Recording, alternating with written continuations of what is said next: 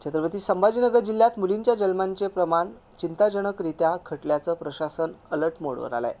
जिल्हाधिकारी विनय गौंडा जी.सी. यांनी PCPNDT जिल्हा सल्लागार समितीच्या बैठकीत अवैध गर्भपात केंद्र, सोनोग्राफी सेंटर आणि डॉक्टरांच्या चिठ्ठीशिवाय विक्री होणाऱ्या गर्भपाताच्या गोळ्यांवर कठोर कारवाईचे निर्देश दिले आहेत। जिल्ह्याचा दर 1000 मुलांमागे केवळ 897 मुलींचा जन्म होत असल्याचं धक्कादायक माहिती बैठकीत समोर आली आहे।